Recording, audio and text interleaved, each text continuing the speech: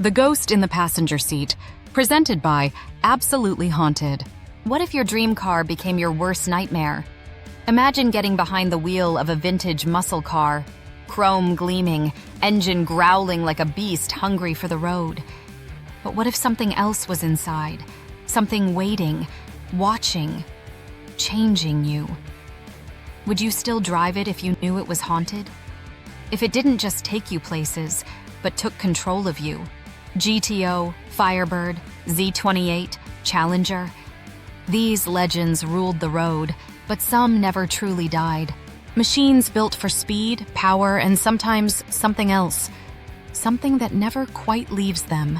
My husband, Austin, had always dreamed of owning a 1969 GTO, specifically a hardtop with a Ram Air 4 400 cubic inch V8 engine. He never cared for convertibles, said they made him feel too exposed. That car had been his dream since he was a boy. For years, Austin had sacrificed, putting our family first, supporting me unwaveringly as I chased my dreams. He worked tirelessly, never once complaining, always making sure I had what I needed to succeed. After graduating from nursing school, I was determined to give something back to him, to make his dream a reality. So I saved every extra penny, watching my bank account grow little by little, fueled by the thought of the look on his face when I finally handed him the keys. I wanted it to be perfect, a surprise, a gift straight from my heart. Our anniversary seemed like the perfect moment. With my dad and brother by my side, we searched tirelessly, scouring every lead until we finally found it. The car he had always dreamed of owning, the one that would change everything. The guy said it was still for sale, and we could come take a look. It was tucked away deep in the countryside, in a barn belonging to an old man with sun-leathered skin and weary eyes. He greeted us with a nod, his gaze distant, almost hollow. "You think you're gonna take her today?" He asked, his voice gravelly, as if the dust of the road still clung to his lungs. "That's the plan," my dad responded. The old man exhaled, long and slow. "She's a beauty, no doubt about it. But cars like this, they remember." He led us to the barn, its heavy doors groaning open. There it was, even through the dust, the GTO. Gleamed, a predatory thing, waiting. Its dusty, dirty green paint, wide tires gripping the earth, its black interior as dark and deep as an open grave. I should have been thrilled, but as I stepped closer, an invisible force tightened around me. It all suddenly felt so cold, heavy, suffocating. The air itself thickened, pressing into my chest, and an unshakable sense of scrutiny crept over me. It wasn't just a car. It was watching, waiting, judging. A whisper of wind curled through the open barn, yet the leaves outside stood still. The metallic scent of oil and something else, something older, something bitter, lingered in the air. My pulse quickened. This was supposed to be a gift, a surprise, so why did it feel like a mistake? "Go on, sit inside," the old man urged, his voice carrying an edge I couldn't place. The moment I slid onto the leather seat, my breath hitched. The upholstery groaned beneath me, like something exhaling after years of stillness. Then came the unnatural cold. A biting, unnatural chill coiled up my spine, the kind that had no business existing in the thick summer air. My fingers twitched against the steering wheel, slick with sweat, but the wheel itself felt wrong. It all felt off, too smooth, too worn, as if touched by too many hands before mine. The scent hit next. Not scent of oil nor the metal, but something far worse. Sour, rotten, a staleness that clung to the back of my throat, thick and putrid, like the breath of something long buried yet not quite dead. I shot out of the car, my heart hammering against my ribs. The world outside felt too bright, too loud, as if I'd stepped from a dream into something jagged and real. My dad and brother turned to me, their brows furrowed with concern. "You all right, Jan?" I forced a laugh, but it came out thin, brittle. "Yeah, just long hours at the hospital." A lie. A flimsy excuse. But I wasn't all right. Not when we loaded the car onto the trailer, not when we drove it home, not even when I stored it at my dad's place until our anniversary. The unease clung to me, silent and cold, a shadow just out of reach. And then there was the detailer incident. The detailer I hired was young and ambitious, trying to make a name for himself. He arrived with a bright grin, a bucket of supplies, and no idea what he was stepping into. Day after day, he scrubbed, polished, buffed, and waxed that old muscle car, his hands working every inch of its frame with meticulous care. Under the dim garage lights, the GTO shed its years of dust and neglect, the deep, glossy paint catching the light like a predator's eye. With each hour he poured into it, the car seemed to change, not just cleaner, but sharper, more aware. On the final afternoon, as he wiped down the driver's side door one last time, he gave it an admiring pat and reached in to grab his rag. That's when it happened. The door, without warning, swung shut with a violent crack. A sickening crunch filled the garage. His scream tore through the still air, raw and jagged, as he stumbled back, clutching his crushed hand to his chest. Blood dripped onto the cement, bright and shocking against the gray. His breath came in sharp gasps, his eyes glossy with pain and something else. Fear. Dad later checked the door out as he cleaned the mess. There was no wind, no faulty hinges, no logical reason for the door to slam. Only the car, watching, waiting. The young detailer was adamant that someone was in the garage. They laughed, mocking his screams despite Dad's garage being empty except for the detailer. I should have walked away. I should have sold the car, burned it, done anything but bring it home. Every instinct in me screamed to let it go, to leave it rotting in my dad's garage, to forget I ever laid eyes on it. But I didn't. May 23rd finally arrived, Austin and I's anniversary. Looking back, I wonder if the car had been awaiting this day as much as we had. I led Austin into the garage, my heart pounding as I hit the switch. The door lifted, revealing the GTO sitting in the driveway, a massive red bow stretched across the hood. He turned to me, eyes wide, mouth open in disbelief. "Jen, is this happy anniversary, baby?" He let out a whoop of joy, lifting me off my feet before rushing outside, running his hands reverently over the paint, the chrome, the leather. The GTO looked pristine, despite the incident with the detailer. Seeing the car sitting here now, looking new and polished, I could almost forget the mess left in Dad's garage and along the door just a couple days ago. We spent the entire day driving, the sun dipping in and out of view as the miles stretched behind us. The engine's roar wasn't just noise, it was alive, thrumming deep in my chest like a second heartbeat. Austin was in his element, hands steady on the wheel, shifting gears with the kind of effortless precision that came from pure love for the machine. But every time we stopped and he stepped out of the car, I felt it.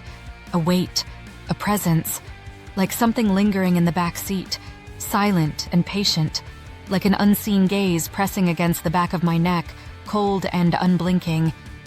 The air inside the GTO felt heavier. I caught myself frequently glancing in the rearview mirror, expecting to see someone sitting there, but the seat was always empty. I wish that had truly been the case. That night, as we pulled into the garage, Austin leaned over and kissed me, his lips warm, his voice soft with contentment. "I love you," he murmured, a lazy grin spreading across his face. "But I got to use the bathroom." With a chuckle, he jumped out, disappearing through the door leading into the house. It swung shut behind him with the usual heavy thud. But then the driver's side door slammed shut on its own. The sharp crack of metal meeting metal echoed through the garage, reverberating in my chest like a gunshot. My breath caught as my pulse became a frantic drumbeat in my ears. I hadn't touched it. Austin did not touch it as he bolted for the house. I sat there, frozen, every nerve in my body on edge, my hands trembling against my lap. The air inside the car had shifted, cold and stifling, pressing against my skin like unseen fingers. I didn't want to turn my head. I didn't want to look. But I did. And in the rearview mirror, I finally saw it. Someone sitting in the back seat, My pulse hammered in my throat as I forced myself to look into the rearview mirror again. He was there. A man, if he could even be called that, sat in the back seat, his body draped in the shadows of our dimly lit garage. His face was gaunt, sickly pale, as if the blood had long since drained from his flesh. His lips curled into a cruel grin, stretched too wide, too knowing. But it was his eyes that locked me in place, dark, glinting with something unnatural, something that slithered between amusement and hunger, a predator playing with its prey. Then he spoke, his voice a jagged whisper that slithered down my spine like ice. "I love you too." The words dripped with mockery, twisting Austin's earlier tenderness into something hollow, something wrong. I screamed. A raw, guttural sound tore from my throat as I scrambled back, my limbs flailing in blind panic. My shoulder hit the doorframe, my balance shattered, and suddenly I was falling, tumbling out of the car onto the cold, unforgiving concrete. Pain jolted up my palms, but it was nothing compared to the ice-cold terror coiling in my gut. Austin was there in an instant, his strong hands gripping my arms, pulling me up. His face was a mask of confusion and concern, eyes scanning mine, searching for an answer. "Jan, what's wrong?" His voice was steady and grounding, but I couldn't find my own to respond. Because behind him, past his shoulder, the car sat still and waiting. The empty backseat loomed in the dim garage light. There was... The words stuck in my throat, my pulse still hammering. I turned, forcing myself to look inside the car. Empty. Just black leather and shadows. No sign of the man, no trace of that sickly grin or those hungry, glinting eyes. Austin followed my gaze, brows knit together. "Jan?" I swallowed hard, forcing a shaky breath. "Nothing. I guess I'm just exhausted." I wanted to believe that. I wanted to blame it on the long shifts at the hospital, on stress, on my mind playing cruel tricks. But deep down, I knew better. Because things only got worse. Austin changed over time. At first it was subtle, long silences, distant stares, a heaviness in his presence that hadn't been there before. He grew moody and irritable. Little things set him off, a misplaced set of keys. A question he didn't feel like answering. The fight started small, just a sharp word here, a cold glare there. But then his anger grew. His voice, once warm and full of love, turned sharp, edged with something dark, something mean. He started slamming doors, muttering under his breath, clenching his fists at nothing. Then, one morning, it happened when I tried to stand up for myself. I barely had time to react before his hands were on me, shoving me back, hard. My shoulders hit the wall, the impact rattling through my bones. A stunned gasp left my lips, more from shock than pain. Austin had never touched me like that. I looked up at him, searching for my husband, the man I knew, the man I loved. But what stared back at me wasn't completely him. His eyes were different, darker, colder, empty. I barely recognized him anymore as he stormed outside and fired up that GTO. But I recognized his sudden passenger, the dark-haired man sitting in the passenger seat as Austin sped away. The early morning light barely touched him, as if it refused to. Shadows clung to his gaunt face, his long fingers curling possessively around my husband's neck. He leaned in close, whispering as if they were old friends, or as if Austin had always belonged to him. The GTO's tires screeched against the pavement, the engine roaring as they passed. My breath caught in my throat as the pale man turned to look at me. That same cruel, knowing grin. It echoed in the morning air, too loud, too wrong. Then, in a blur of chrome and shadow, they were gone, faster than Austin had ever dared to drive. The officers arrived at my workplace that afternoon, their presence as heavy as the storm clouds gathering in the distance. The moment I saw them, stiff postures, solemn faces, eyes clouded with something unspoken. I knew why they were here. Austin was dead. I could see it in the way they hesitated, in the way one of them, a man with weary eyes and a voice rough with experience, shifted uncomfortably before speaking. "We tried to stop him," he admitted, almost regretfully. His words hung in the air like smoke, thick and suffocating. Austin had been speeding, pushing the GTO to its breaking point. That same officer, the one who now couldn't quite meet my gaze, had clocked him at nearly 110 miles per hour as he tore recklessly down the highway, unstoppable, untouchable, until he wasn't. Without warning, the car lurched violently, skidding off the road with a deafening screech of tires. Metal screamed in protest as the vehicle flipped, tumbling over itself again and again, shards of glass scattering like dying stars. I already knew he hadn't survived. I felt it in my bones before anyone even said a word. But the way they looked at me made my stomach coil with unease. Their eyes held something unsaid, something heavy. I parted my lips to ask how he had died, if he had suffered, but the question stuck in my throat like a stone. Because deep down, I already knew. Austin wasn't alone in that car, but then came the part that made my blood run cold. One of the officers, his voice uneasy, swore he saw someone else in the car. A second man, calm as could be, aside from visibly laughing as the GTO careened off the road, flipping through the air like a plaything. They pulled Austin's broken, battered body from the mangled wreckage, his lifeless hands still gripping the wheel. But there was no one else. No other body, no footprints in the mud, no signs that anyone had escaped, no signs someone else had been ejected from the wreck. The officer looked at me then, his expression tight, like he didn't want to believe what he saw, but couldn't forget it either. And neither could I, because I knew exactly who had been with Austin in that car. He was never meant to walk away. A year later, I finally got up the courage to visit the site where the accident had happened and where my husband had died. My brother walked ahead, then stopped.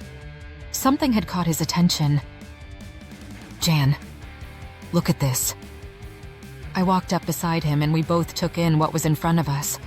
Someone else's memorial was already here in this spot. I hesitated before moving closer, my pulse quickening with every step. Then I saw it.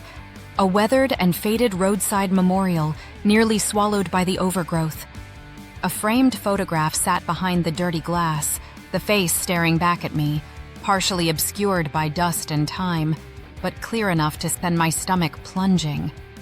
I knew that face, those menacing dark eyes, the stretched grin from ear to ear, the same man from the back seat, the same man who had laughed as Austin sped away, the same man who had been with him when he died. I was in shock. What could this mean? Who was this guy? I found out later that the car I had purchased had been involved in a deadly accident on this spot once before. That accident had taken the life of the man I had bought the car from's son. The father later admitted to me that he had rebuilt the car after his son's accident as a memorial, as his son had loved that GTO so much. He had parked it in the barn after some mysterious mishaps had occurred that revolved around the car. He said he was worried his son's soul was attached to the vehicle, and so for years had left it entombed in the large barn. His voice choked a little when he told me that he had loved his son, but that his son had a dark side and was not above hurting others while alive. And apparently he still behaved that way. It had simply been a loving gesture from a grieving parent to his wayward son, an attempt to preserve a piece of what was lost. Every dent from the wreck was hammered out, every part restored with aching devotion. In the beginning, he had driven the car but had soon found that the car had some bad energy surrounding it. He told me that the car had once shifted into gear for no reason and had almost hit a little girl who belonged to a woman he was seeing at the time. He said that given that there were no mechanical problems with the car, he could not explain how. While sitting at a stoplight, the car had lost its brakes and had almost taken out an elderly woman crossing the street. After that, the GTO was tucked away in the old barn, locked up like a sacred relic.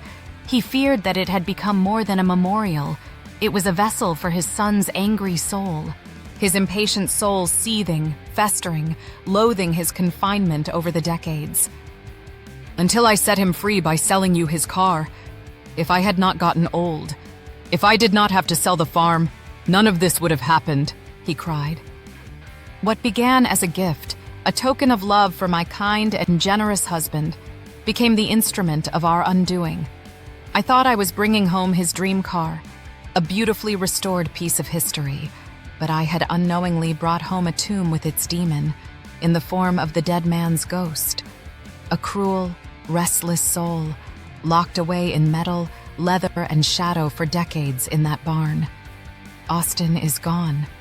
The life we built, the future we dreamed of, all gone. And I am left with nothing but regret. Regret that I ignored the warnings, the weight in the air, and the cold chill running down my spine. I'll always regret that I ever brought that accursed car home.